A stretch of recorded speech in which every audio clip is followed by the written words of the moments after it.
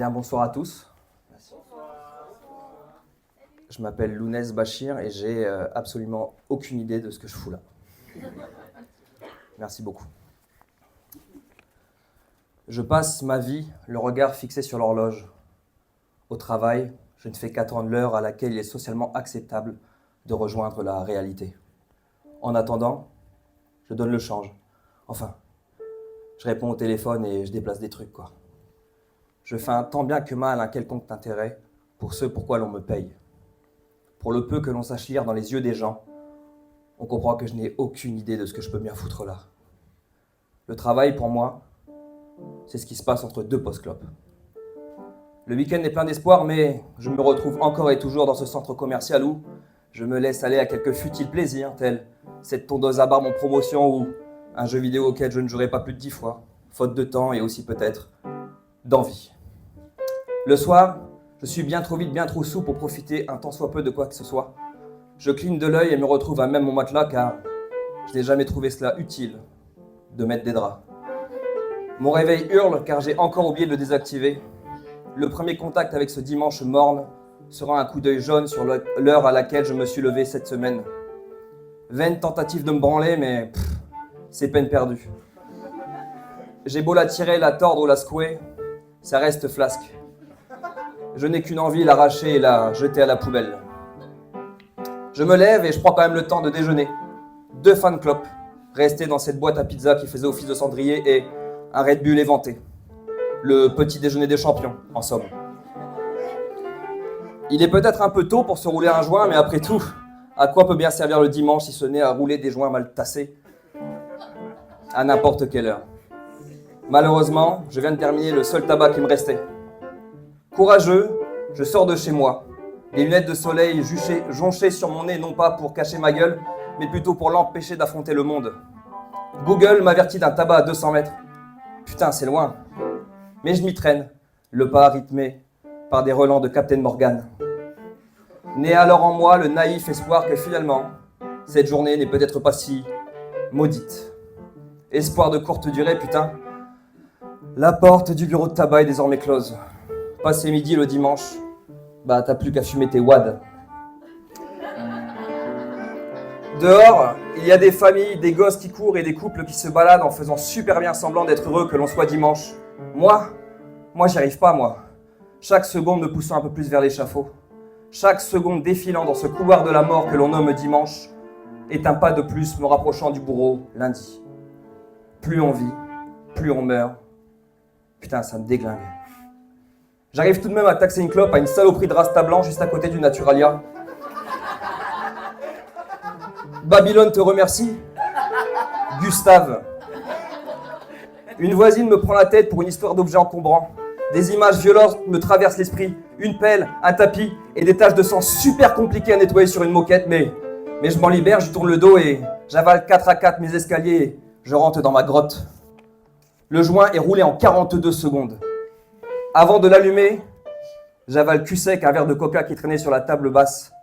Ma fierté du jour est de ne même pas grimacer en réalisant qu'il était à moitié rempli de William Peel. Il n'y a pas de petite victoire. Il est 14h, je viens de t'éclater mon spliff sur un son de la FF. Expérience oblige, je fouille les placards pour anticiper la fonce d'à l'avenir. Mais je n'y trouve que du vide et 1 litre d'eau de javel que mes yeux cristallisés par le THC, fils de Vaxon, beaucoup trop intense pour ne pas inquiéter ma mère. Ça nettoie les taches que je me dis et il suffit d'un shot. J'ai déjà fait plein de fois après tout, boire des shots. Si je survis, c'est que je ne mériterai que la vie.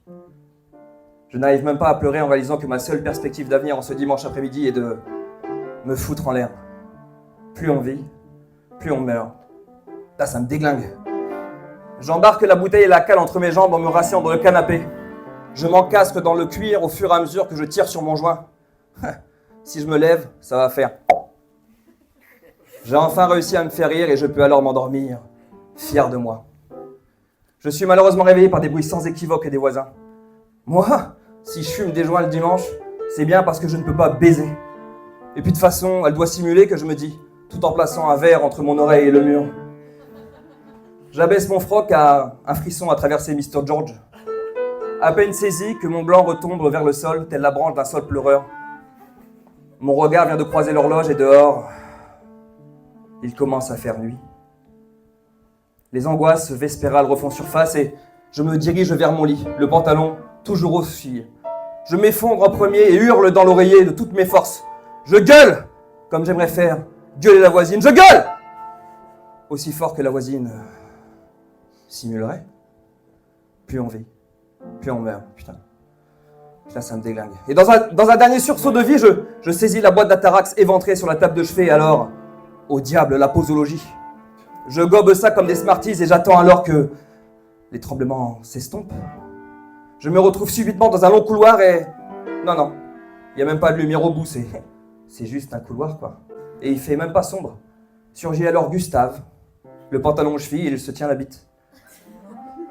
Il veut me taxer une clope, sauf que moi, mais moi je fume pas. J'ai jamais fumé. Alors pour me consoler, il me tend un shot. Et je sais pertinemment ce que ce verre contient.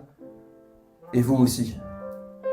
Sans l'ombre d'une hésitation, ma main s'en saisit pour la porter à mes lèvres. Un sourire se dessine alors sur mon visage tandis que ma glotte s'ouvre. À peine le temps de sentir la mort envahir ma bouche et parcourir mon corps par-delà mes veines que... Le réveil sonne encore. 6h30 et... déjà mort. Merci.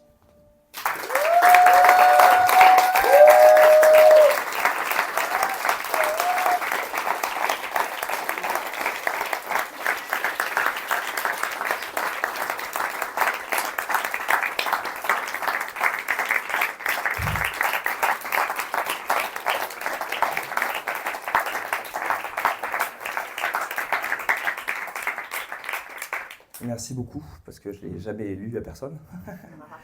Alors, au risque de vous étonner, moi à la base, je fais du stand-up. Et c'est la première fois de ma vie que j'ai pu parler de ce genre de choses et de ne pas attendre des rires. Mais vous avez rigolé quand même, bande de bâtards. Non, 1 million de fois merci, vraiment, c'était super. Je m'appelle Lounès Bachir, donc sur Instagram, c'est Lounès. L-O-U-N-E-S-du-bas ou underscore, je sais pas quoi, Bachir.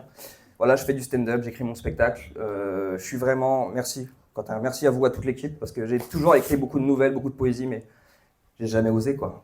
Et grâce à vous, vous m'avez tendu la main pour que je puisse oser être moi. Et donc, putain, merci de ouf. Merci beaucoup, les amis.